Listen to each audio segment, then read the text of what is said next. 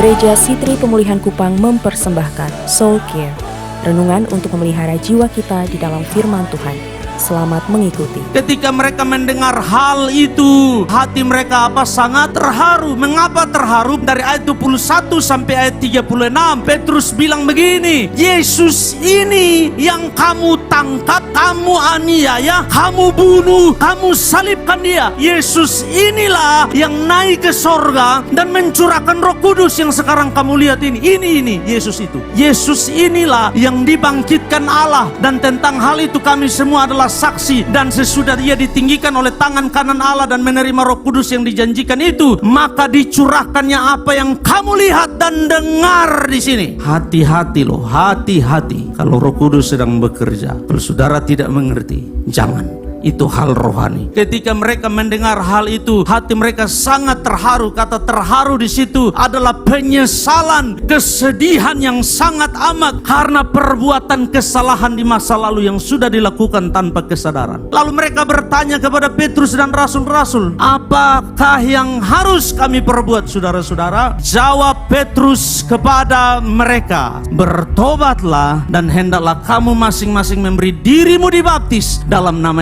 Yesus Kristus untuk pengampunan dosamu, maka kamu akan menerima apa? Roh Kudus. Petrus langsung jelas urutannya diberikan, tidak perlu tanya, sujelas. Apa yang harus kami lakukan? Kami salah, kami berdosa, kami sudah mentertawakan kalian dan bilang kalian mabok, kalian gila. Bapak Ibu Saudara, doktrin saudara dan teologi saudara berbeda dengan kita, tidak berarti kita musuh. Kita satu tubuh, Yesus adalah kepalanya. Lalu mengapa saudara mencari-cari kesalahan hanya untuk menyindir, mengejek dan memfitnah, sedang kita satu tubuh? Perbedaan teologi saudara, perbedaan doktrin saudara tidak memberi izin kepada saudara untuk menghina dan menyindir dan mengejek hal-hal rohani yang saudara tidak mengerti. Itu sudah bertobat, tidak ada cara lain. Bertobat dalam bahasa Yunani artinya berbalik arah. Saudara sedang menghadap ke sana, berhenti, ini tidak bertobat. Begini tidak bertobat, begini tidak bertobat. Saudara begini juga belum bertobat, pulang baru bertobat. Yang kedua, Petrus selalu bilang tidak hanya bertobat, dan hendaklah kamu masing-masing, ini keputusan pribadi masing-masing orang, memberi dirimu dibaptis. Jangan alergi dengan ini kata. Dibaptis bukan milik denominasi tertentu. Dibaptis adalah perintah firman Allah. Dari mimbar ini kami tidak pernah paksa orang baptis. Kenapa? Sebab baptisan harus datang dari hati yang mau.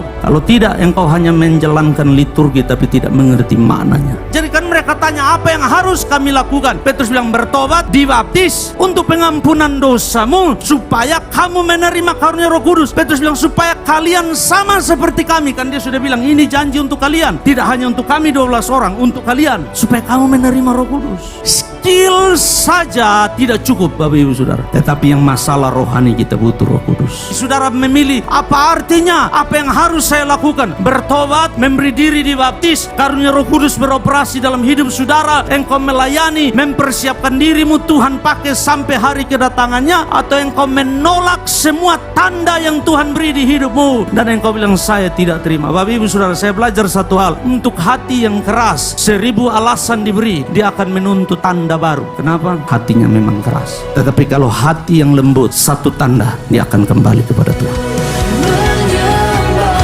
Demikian renungan Soul Care dari Gereja Sitri Pemulihan Kupang. Tuhan Yesus memberkati.